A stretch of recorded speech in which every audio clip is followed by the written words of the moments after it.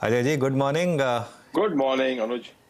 पिछले इंटरेक्शन और आज के इंटरेक्शन में क्या बदल गया देखिए।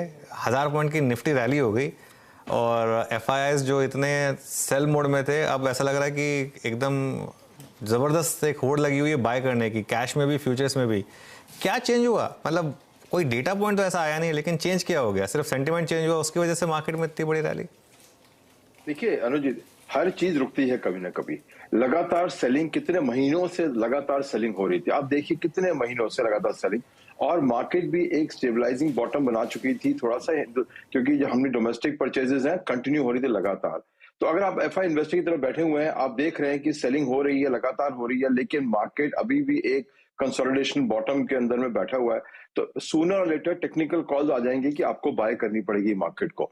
तो मेरे हिसाब से फंडामेंटली कुछ चेंज नहीं हुआ, पर टेक्निकली मार्केट ने जो कंसोलिडेशन किया इंडियन मार्केट ने पिछले 3 महीने से, उसका बड़ा क्लियर सिग्नल था कि और जो बिकवाली है उसका कोई इंपैक्ट नहीं आने वाला मार्केट पे, बल्कि रिवर्स करना पड़ेगा स्टैंड जिन्होंने बेचा है। तो टेक्निकली वेरी क्लियर सिग्नल कि आपको खरीदना पड़ेगा इस बाजार में, बेचने का कोई फायदा नहीं है, बिकॉज आप इसको बेच के वापस उससे सस्ता नहीं ले पाएंगे। और ये मोमेंटम देखते हुए, और आपने ये भी देखा होगा कि विदेश में भी थोड़ा सा मोमेंटम रहा है, पॉजिटिव ही रहा है पिछले 2 हफ्ते के अंदर में। सब उन मिला के ये था कि अब सेलिंग तो रुक गई, बाइंग आई है, स्ट्रैगुलर बाइंग आई है, कोई सॉलिड बाइंग नहीं आई है। बट मार्केट को कुछ नहीं चाहिए था, टॉनिक चाहिए था कि सेलिंग खत्म हो जाए। वो सेलिंग खत्म हो गई है, लेकिन आप तब भी देखेंगे मार्केट में कोई यूफोरिया नहीं है अनुजी। मार्केट की रिलीफ है, यूफोरिया नहीं है। बिल्कुल, यूफोरिया नहीं आया तो बेटर रहता है एक्चुअली। ये हमने नॉर्मली नोटिस किया है अजय जी। अच्छा, आईटी में लगातार मार्केट को पता था कि दिखते हैं, और टीसीएस ने कल क्लियरली बोल दिया कि दिखते हैं और अनसर्टेनिटी है। लेकिन इतनी सेलिंग, मतलब कहीं ना कहीं जाकर यहाँ वैल्यू बनेगी, ऑलरेडी बन चुकी है, या फिर अभी थोड़ा और एक क्वार्टर वेट करना चाहिए? क्योंकि प्रॉब्लम क्या होगी कि जब रिकवरी आएगी उसके बाद नॉर्मली बाय कर नहीं पाते आप, क्योंकि वो वन वे तेजी भी हो जाती है। तो इस समय क्या इस डिक्लाइन का फायदा उठाया जाए, या अभी एक क्वार्टर और वेट कर लिया जाए?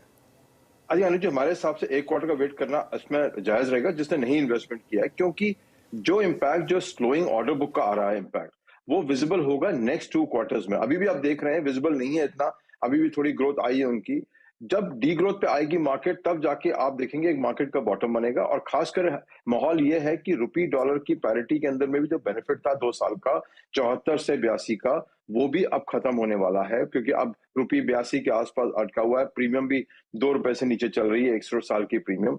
उसको देखते हुए जो कुशन था, आप देखेंगे टीसीएस रिजल्ट देखिए, इन्फोसिस देखिए, जो बेनिफिट मिला इनको 2 साल में, वो वॉल्यूम का नहीं मिला, कांस्टेंट करेंसी में नहीं है, बट रुपी डॉलर से बेनिफिट आया। वो बेनिफिट अब इन कंपनियों को नहीं मिलेगा इस साल, और आई थिंक अगले 2 साल के लिए, जो थोड़ा सा एक रुपी ने भी थोड़ा सा हल्का सा बॉटम बना दिया है उस हिसाब से।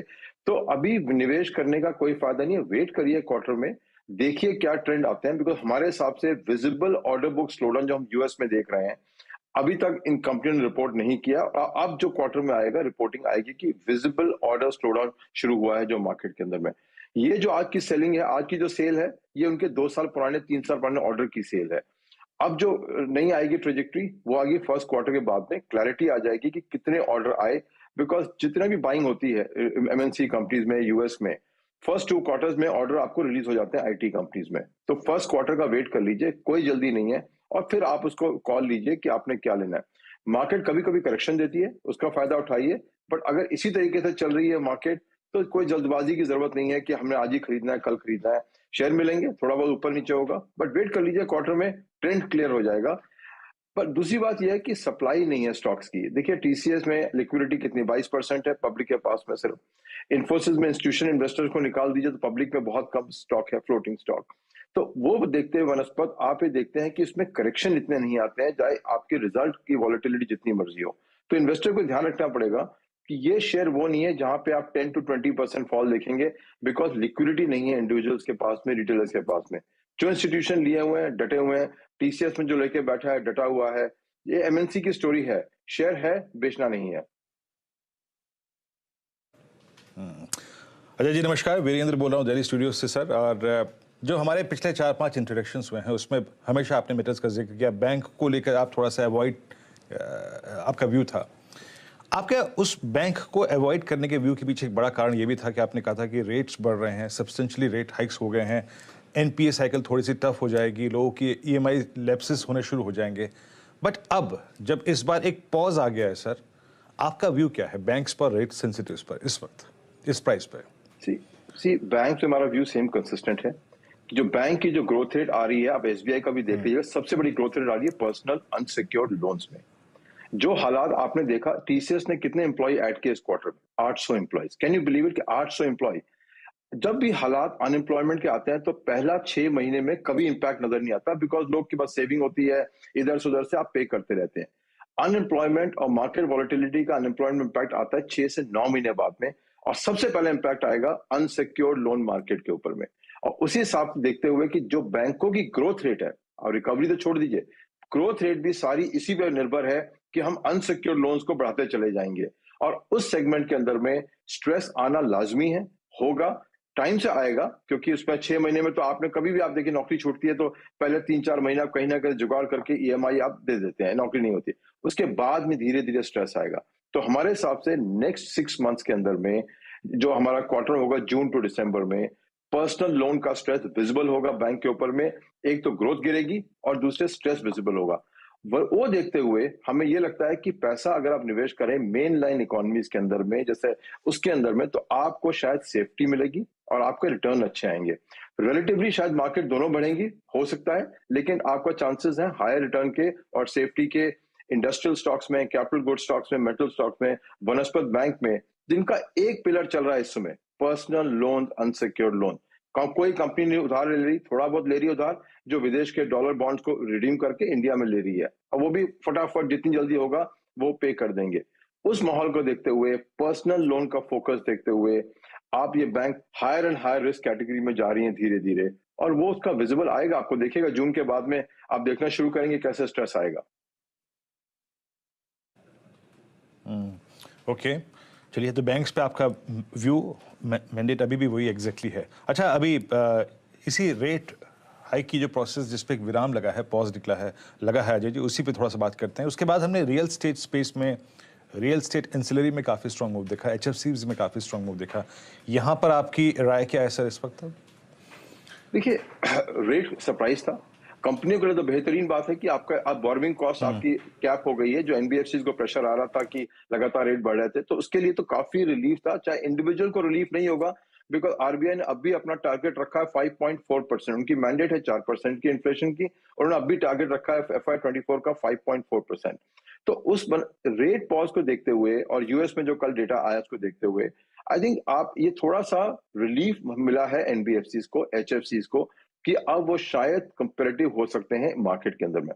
दूसरी है, आप जो मर्जी डेटा पॉइंट पढ़ लीजिए, एक चीज नजर आ रही है बड़ी क्लियरली हमको, कि जो प्रमोशनल स्कीम्स आ रही हैं हाउसिंग फाइनेंस कंपनीज की, वो एक मार्केट कमेंट्री जो मर्जी हो, वो एक चीज बता रही है कि कंपटीशन इंटेंस है या फिर डिमांड में प्रॉब्लम है। बिकॉज हर एचएफसी ने अब प्रमोशन स्कीम चालू कर दी है, लोअर रेट, खासकर नेशनलाइज्ड बैंक ने कर दिया lower rate, waiver of charges etcetera. इस माहौल में आके अगर आप एचएफसी में अब निवेश करेंगे, उसका रिटर्न आपको 10% पर एनम के हिसाब से निकालना वर्सेस फिक्स्ड इनकम बहुत ही मुश्किल है, मेरे हिसाब से बहुत ही मुश्किल है। जो बेसिकली एक इकोनॉमी जो 6% से नीचे ग्रो करेगी, 5.4 to 6 जिसका भी एस्टिमेट ले लीजिए, उसके अंदर में आपको इक्विटी से 15 से 20% रिटर्न निकालना बहुत मुश्किल होगा। खासकर जो पूरी उनकी जो बिजनेस है वो लोन पे निर्भर है, कि हमें लोन लेंगे और लोगों को लोन देंगे और वो मार्जिन कमाएंगे। एचएफसी का मॉडल यही है।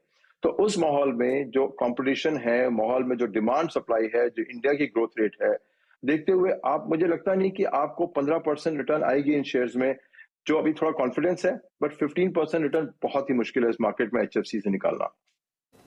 ओके, चलिए, तो एचएफसीज की बात हो गई। अच्छा अजय जी, एक और जो चीज़ पिछले एक हफ्ते में हुई, वो जो आईएमडी की प्रेस कॉन्फ्रेंस हुई, उन्होंने बोला कि मॉनसून एक्चुअली नॉर्मल होगा, और एक मार्केट में पिछले 3 महीने से एक डर लगा हुआ था कि शायद मॉनसून डेफिशिएंसी होगी, और हमने रूरल स्टॉक्स में काफ़ी करेक्शन देखी थी, खासतौर से ट्रैक्टर रिलेटेड स्टॉक्स, थोड़े से ऑटो स्टॉक्स, वहाँ पर अब एक शानदार पुल बैक आया है, और इस पॉकेट ने पहले काफ़ी पेन झेली है। यहाँ पर कोई आइडियाज हैं आपके पास इस समय? आपको लग रहा है यहाँ पर कुछ बाइंग बन सकती है? देखिए, एग्री स्टॉक्स के अंदर में हमारे हिसाब से अच्छी बाइंग बन सकती है, बिकॉज ये स्टॉक काफी करेक्ट हो चुके हैं। इनकी ट्रेजेक्ट्री अच्छी है, गवर्नमेंट की फोकस है एग्रीकल्चर के ऊपर में। उस हिसाब को देखते हुए डिमांड वाइज तो मुझे प्रॉब्लम नजर नहीं आती है ना। तो हम मार्केट कमेंट्री बहुत सुनते हैं हम लोग मानसून के बारे में, बट काफी अपने इन्वेस्टमेंट डिसीजन पे आई डोंट थिंक इतना हम लोग उसको लेके चलते हैं, बिकॉज गवर्नमेंट कुछ भी कर ले, या अगर आपका खेत आपका उजड़ गया है आपका बारिश से, तो आपको कॉम्पेंसेशन मिल जाएगी। तो मानसून होना ना होना का फर्क इतना हमने डिमांड पे पिछले 5-7 साल में अनुजी नहीं देखा है, जो कि आप मार्केट में अखबारों में पढ़ते हैं कि डिमांड कम हो जाएगी, ये तो नहीं देखा हमने।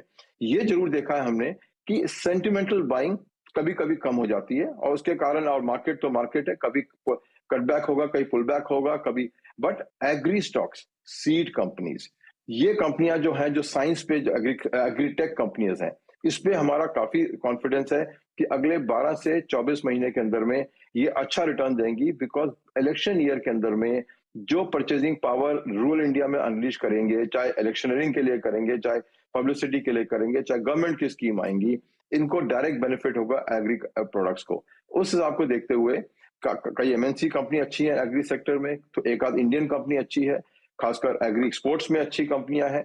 उसको देखते हुए इस सेक्टर पे आई थिंक हमको अबव मार्केट रिटर्न मिलने की बहुत उम्मीद है, और इसलिए काफी सारा हमारा इन्वेस्टमेंट उस तरीके से जा रहा है। अजय जी, अभी आपने जो इलेक्शन ईयर का जिक्र किया, मई 2024 का, आपने एग्री शब्द का इस्तेमाल किया, उसी से कोरिलेट करते हुए मैं ये बजाज ऑटो को पिछले 4-5 दिन में देख के, 10 दिन में देख के आपको हैरानी हुई सर क्या? और क्या ये एक बहुत अच्छी बाइंग अपॉर्चुनिटी है बजाज ऑटो में, या फिर टू व्हीलर स्पेस में TVS, Bajaj auto, hero MotoCorp, आपका व्यू? देखिए, बाजार में रहते हुए तो हमें बहुत चीजें नजर आती हैं रोज, जिसमें कभी अचंभा भी होता है, कभी एक्साइटमेंट भी होती है, कभी ये भी होता है कि यार ये क्या हो रहा है। कई बार होता है कि ये क्या हो रहा है, बट ठीक है, बाजार तो बाजार है, आपसे आगे चलेगा, आपको गलत भी साबित करेगा। देखिए, बजाज ऑटो जैसी कंपनी में निवेश करके क्या मिला निवेशक को पिछले दशक में? कुछ भी नहीं रिटर्न आई ना। आप देखिए, पॉइंट टू पॉइंट रिटर्न देखिए, क्या रिटर्न है। एक कंपनी जिसमें 30,000 करोड़ की एफडी है, वो अपनी ईवी में भी पीछे रह गई। मोटरसाइकिल में टीवीएस मोटर ने क्या शानदार परफॉर्मेंस दिखाया, वहां पीछे रह गई। तो एक ये लेगेसी कंपनी है जिसके पास इतनी एफडी है, लेकिन ग्रोथ की स्टोरी में क्या उसके पास में? कुछ भी नहीं है। नया प्रोडक्ट नहीं है, ईवी में फर्स्ट नहीं, लीडर नहीं बन पाए वो लोग, अपना स्पोर्ट्स बाइक्स में लीडर नहीं बन पाए। तो ऐसी कंपनियों में निवेश कभी कभी होगा, किसी ने इंटरेस्ट लिया होगा, कभी रीबैलेंसिंग हुआ होगा पोर्टफोलियो का, वो भी नहीं जानता कि किसी एचएनआई ने खरीद लिए होंगे शेयर किसी कहने पे कि 30,000 करोड़ कॉर्पस है, तो इंटरेस्ट जो आएगा वो तो बढ़ के आएगा ना। पिछले साल तक उनको 5% मिल रहा था रिटर्न, अब 9% रिटर्न मिलेगा उनको। तो उस हिसाब से अगर उनकी इनकम थी आपकी 3,000 करोड़ रुपया, तो अब इनकम हो जाएगी 6,000 करोड़ रुपया। तो ट्रेजरी इनकम पे जरूर उनको बहुत बेनिफिट मिलेगा, बिकॉज कॉर्पस एफडी का बहुत बड़ा है। बट अगर निवेशक हैं तो बियॉन्ड ट्रेजरी देखेंगे उसको, तो उस कंपनी में क्या ग्रोथ इम्पेटस है मैं नहीं जानता हूं, शायद कुछ और लोग जानते होंगे। बट ये जरूर है, ट्रेजरी इनकम का बेनिफिट इस बैलेंस शीट में और प्रॉफिट एंड लॉस में बेहतरीन तरीके से नजर आएगा। तो प्रॉफिटेबिलिटी रेशियो बढ़ेंगी, वो बढ़ेगा, प्रॉफिट बढ़ेगा, अदर इनकम बढ़ेगी। बट कोर बिजनेस में कुछ ऐसा चेंज होगा शायद मैंने देखा नहीं है, मे बी मिस कर गया हूँ। ओके, तो final question then Ajay ji, 2 part question actually. एक तो ऑड्स क्या होंगे इस मार्केट के अब ऑल टाइम हाई की तरफ जाने के लिए, और दूसरा ब्रॉडर मार्केट अच्छे से कब पार्टिसिपेट करना शुरू करेंगे, क्योंकि कई लोगों के सवाल हैं कि निफ्टी भले 18,000 पर आ गया हो वापस, मेरा पोर्टफोलियो अभी भी पेन में है और 16,500-16,000 के लेवल पर है। देखिए, हमारे हिसाब से अगले 12 महीने के अंदर में मार्केट का फ्रेश हाई पे जाना बहुत मुश्किल है हमारे हिसाब से, और अगर जाता भी है तो सबसे बढ़िया बेहतरीन सेलिंग अपॉर्चुनिटी मिलेगी आपको प्रॉफिट लेने की मार्केट के अंदर में। बिकॉज आपने सही कहा, काफी निवेशक बैठे हुए हैं, खासकर म्यूचुअल फंड वाले, जिन्होंने प्रॉफिट नहीं बुक किए, और उन्होंने मार्केट को ऊपर भी देखा, नीचे भी देखा, और रिटर्न कुछ नहीं आया उनके बाजार में।